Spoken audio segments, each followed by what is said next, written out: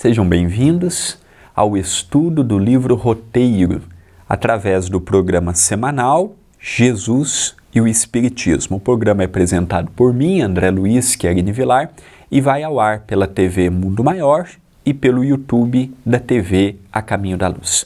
Agradeço às duas emissoras que permitem que semanalmente eu possa entrar com este estudo que tem me trazido tantas reflexões e tantos ensinamentos.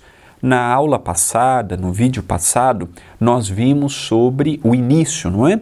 Do capítulo 21, Evangelho e Educação. E hoje concluiremos o item proposto por Emmanuel. Quem desejar acompanhar desde o prefácio de Emmanuel, poderá entrar no nosso canal da TV A Caminho da Luz, youtube.com/TV A Caminho da Luz, e lá nós temos a playlist do estudo do livro Roteiro, em que você acompanhará todos os nossos episódios até o presente momento. Lembrando que cada capítulo nós dividimos em 2 programas para termos menos leitura e mais comentário. Então, se você está vindo pela primeira vez ou pelas primeiras vezes, seja bem-vindo ao projeto do estudo do livro Roteiro. Dando continuidade com Emmanuel.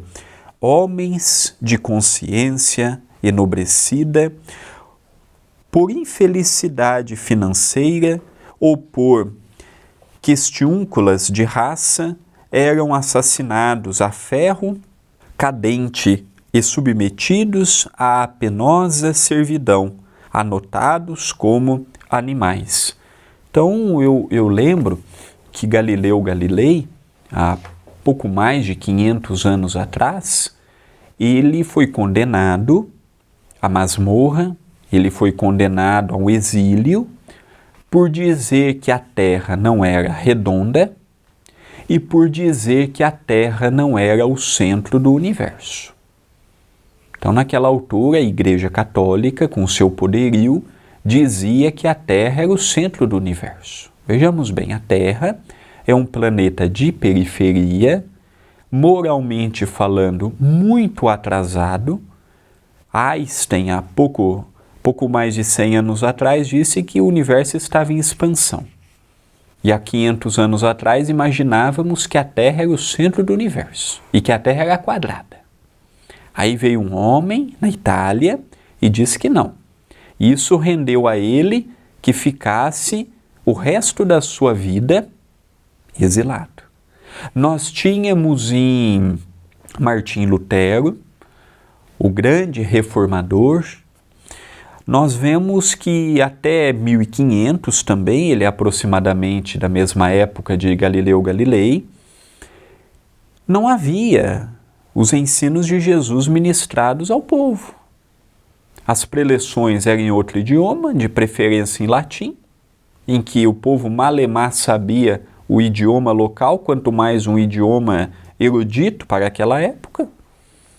O Novo Testamento não era traduzido, vivia apenas com aquele Deus que pune, que persegue, que castiga, e ele começou toda uma campanha, ele e outros, Calvino na França, John Hus na antiga Tchecoslováquia, hoje República Tcheca, começaram um trabalho de disseminar os ensinos de Jesus pela língua nativa. Até 1500 anos, até o ano de 1500, 1500 e pouco, nós não tínhamos compreensão de quem era Jesus. Era uma minoria que tinha acesso à compreensão e que via um Deus Pai, um Deus como vemos hoje. Então aqueles homens que tinham coragem de pensar, coragem de dar uma opinião, eram exilados, eram deixados de lado, tirados a sua fortuna, eram presos. Então nós percebemos que não estamos falando de uma época tão recuada assim. Até pouco tempo atrás, 500 anos atrás, não é tanto tempo. Em 500 anos voltamos quantas vezes aqui? 1, 2, 3 reencarnações para vermos que é muito pouco a modificação de hábitos e de costumes. Continua Emmanuel.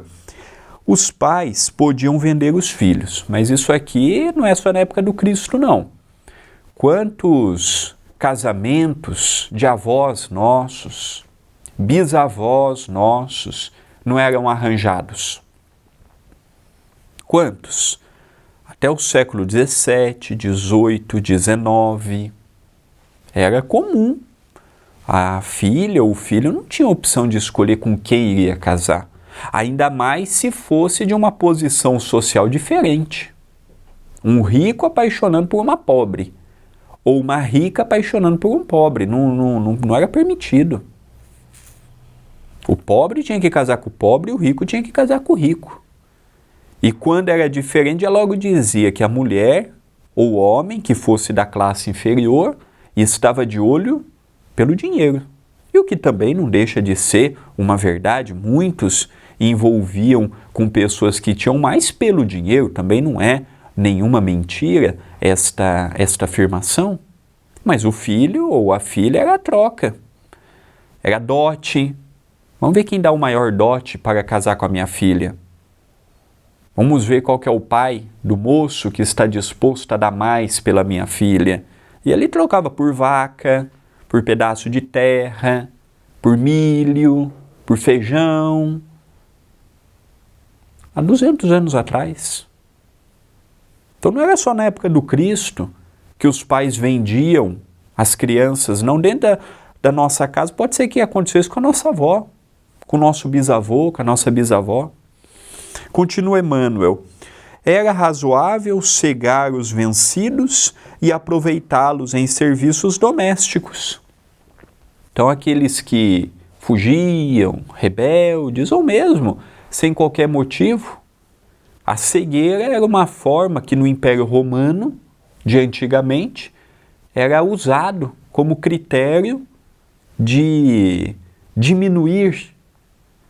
Lembrando que a pessoa cega, na atualidade, pouca coisa faz no sentido de, se não há aqueles equipamentos, se não há aquela escrita em braille, se não há aquele relevo na rua, até hoje passa muita dificuldade. Imagina um cego há 2000 anos atrás, há 2500 anos atrás. Olha a dificuldade que ele não enfrentava.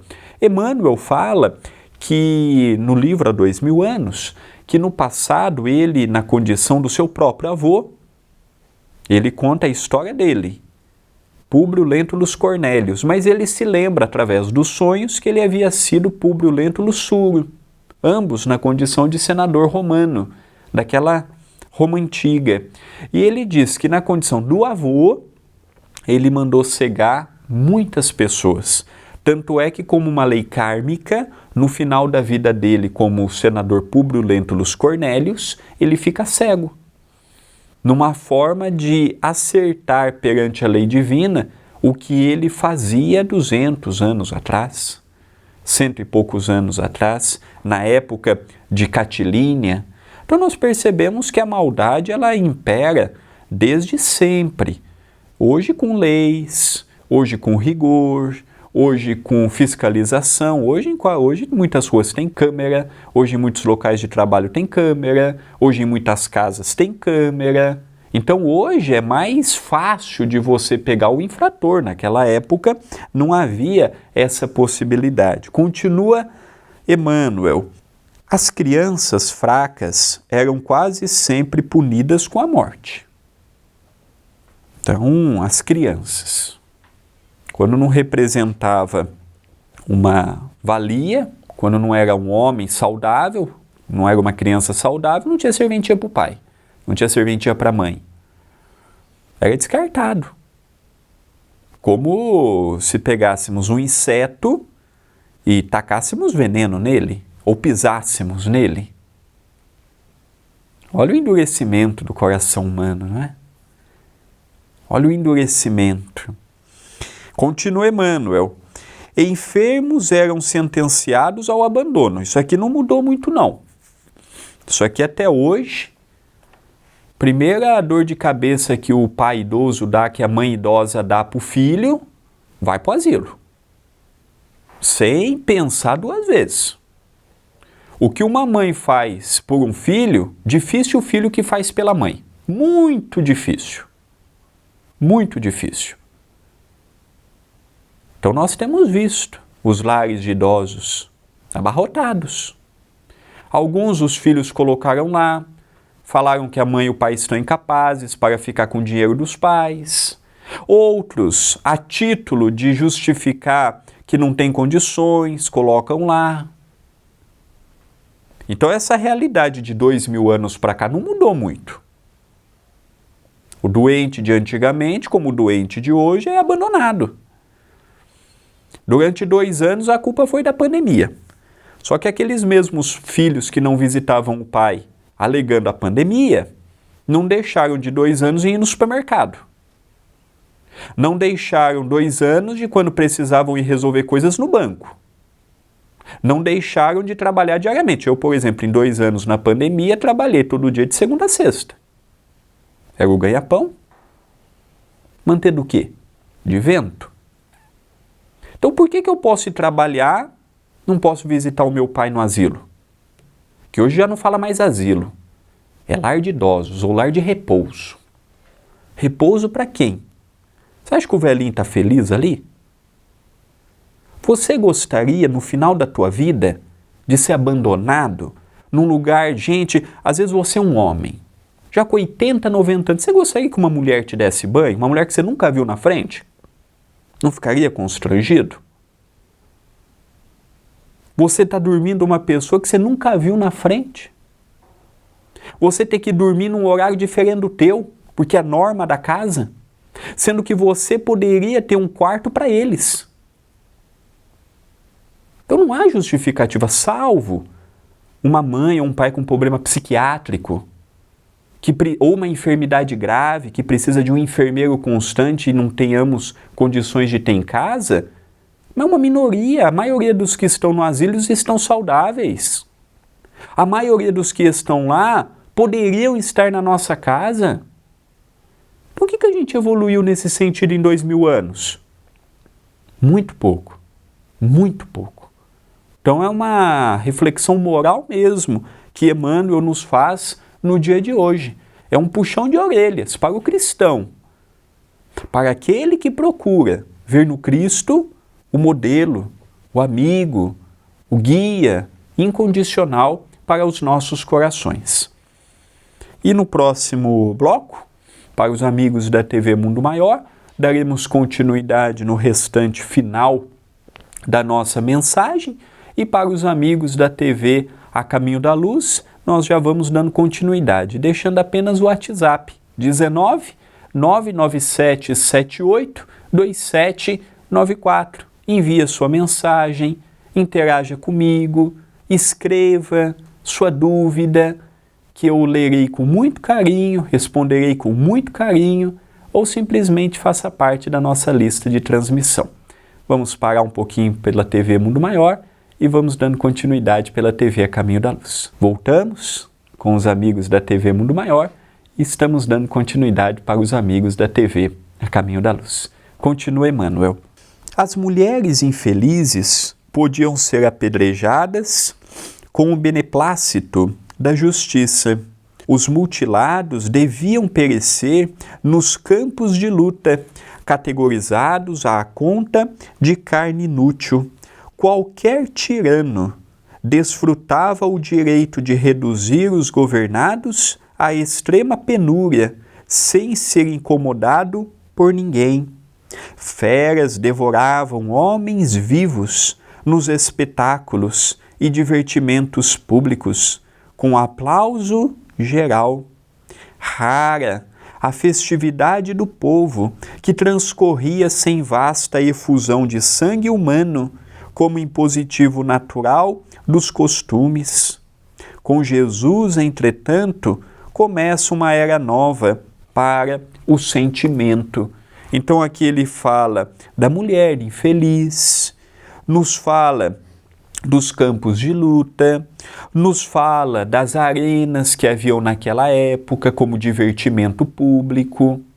Olha, numa única noite foi reunido 10.000 cristãos numa festividade que teve em Lyon por volta do século III, do século IV. Olha o sofrimento que nós colocamos. Olha a dificuldade que nós colocamos. Nesses últimos 2000 anos, quantos conflitos, quantas guerras, no último 100 anos, Primeira Guerra Mundial, Segunda Guerra Mundial, invasões aqui e acolá, atualmente mais de 60 conflitos em curso. Não é um planeta de paz ainda, longe disso. Não é um planeta de equilíbrio em todos os sentidos, longe disso. Se aquele que diz ser cristão, que é uma minoria no planeta Terra, aproximadamente 1/4 da população mundial, diz ser cristão, 1/4 da população mundial. 3/4 são judeus, muçulmanos, árabes e por aí afora.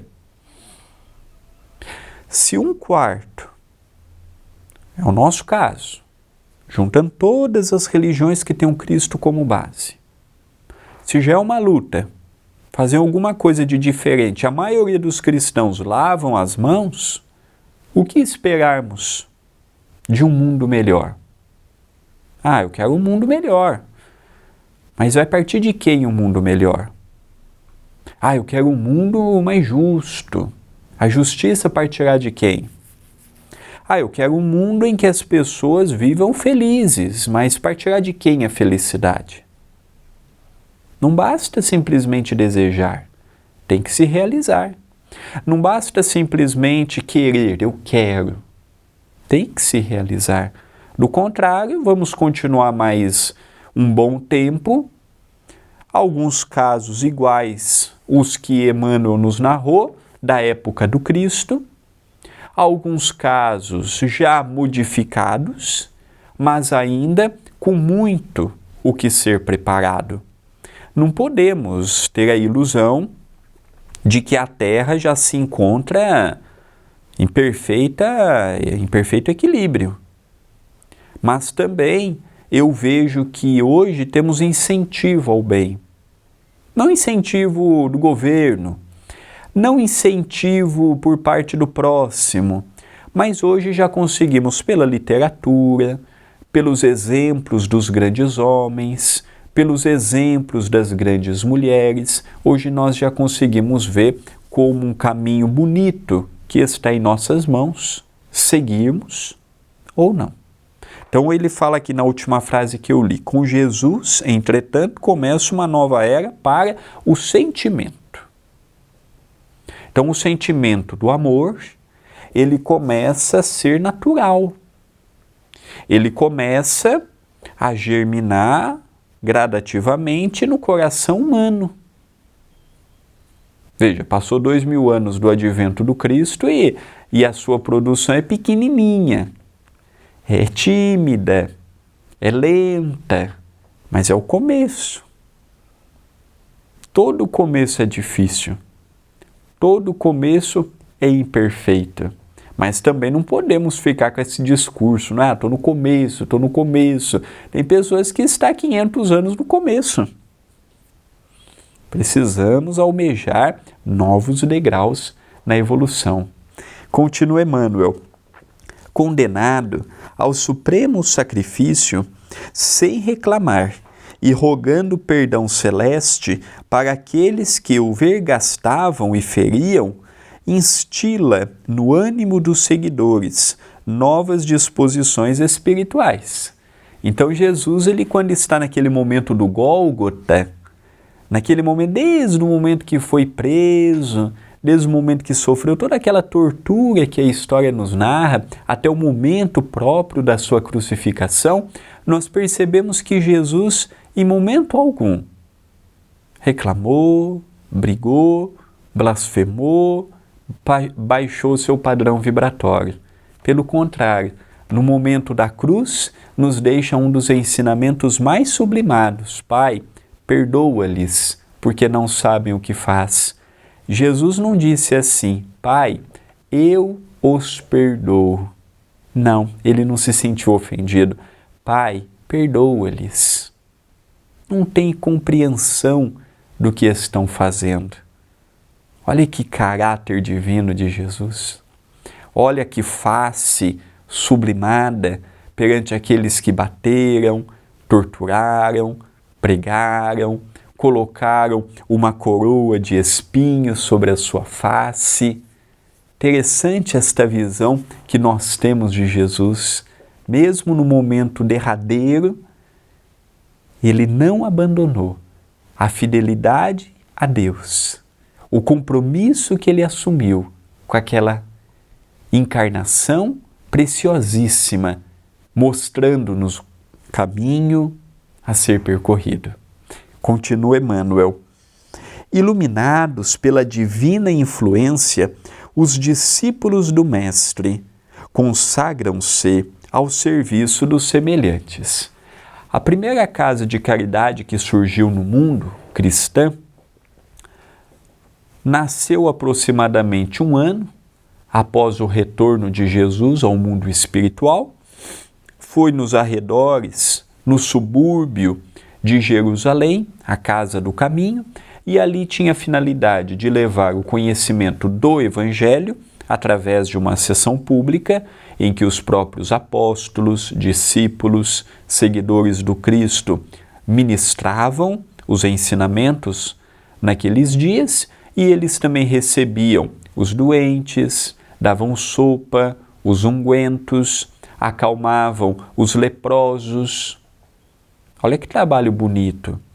A maioria dos discípulos, já vendo os exemplos de Jesus, não abandonaram o compromisso com o Mestre de caminhar com o povo. Eu me lembro de Chico Xavier. Um dia, um grupo de espíritas foram até o Chico e disseram assim: Chico, traga mais obras de André Luiz, de Emmanuel, de Humberto de Campos, de Dr. Bezerra. O Chico perguntou assim: meu filho, Jesus escreveu alguma coisa? Ele diz: não. Pois é. Se eu tiver que ficar com a mediunidade ou com o povo, eu fico com o povo, já que médiuns temos muito. Olha que interessante. Hoje é só lives, hoje é só publicidade que podemos colher, mas e o povo que necessita da nossa atenção e do nosso amparo? Continua Emmanuel. Simão Pedro e os companheiros dedicam-se aos doentes e infortunados. Instituem-se casas de socorro para os necessitados e escolas de evangelização para o espírito popular. Pouco a pouco, altera-se a paisagem social no curso dos séculos. Dilacerados e atormentados, entregues ao supremo sacrifício das demonstrações sanguinolentas dos tribunais e das praças públicas, ou trancafiados nas prisões, os aprendizes do Evangelho ensinam a compaixão e a solidariedade, a bondade e o amor, a fortaleza moral e a esperança. Há grupos de servidores que se devotam ao trabalho remunerado para a libertação de numerosos cativos. Senhores da fortuna e da terra, tocados nas fibras mais íntimas, devolvem escravos ao mundo livre. Doentes encontram remédio, mendigos acham teto, desesperados se reconfortam, órfãos são recebidos no lar. Nova mentalidade surge na terra. O coração educado aparece, por abençoada luz, nas sombras da vida. A gentileza e a afabilidade passam a reger o campo das boas maneiras, e sob a inspiração do Mestre crucificado, homens de pátrias e raças diferentes aprenderam a encontrar-se com alegria, exclamando felizes: meu irmão. Então, encerramos aqui o capítulo 21. Já na próxima semana começaremos o Espiritismo na atualidade através do capítulo 22. É interessante quantos corações não foram tocados, não são tocados pelo exemplo de Jesus. Quantos corações não se vertem para o bem, vendo a mensagem do Mestre e procuram com simplicidade, com caridade, com amor, fazer algo de diferente. Nós não podemos pensar assim, o mundo está perdido. Não. Nós devemos analisar, será que eu não estou perdido? O mundo caminhará conosco, sem nós, caminhará ao influxo natural. Mas e nós? Estamos preparados para uma modificação planetária quando a Terra sair de provas e expiações e chegar à regeneração, em que estes ensinamentos do Mestre se tornará uma realidade? Se a Terra mudar de hoje para amanhã, de faixa evolutiva, será que estamos minimamente preparados para coabitarmos um planeta solidário, fraterno, sereno, em que já sou convidado a expor no sentido de ajudar o meio em que estou? É apenas uma ideia para irmos pensando em torno da evolução e de como podemos caminhar com o conhecimento que temos hoje. Estamos encerrando o programa semanal Jesus e o Espiritismo. Agradeço pela sua audiência e até o próximo programa.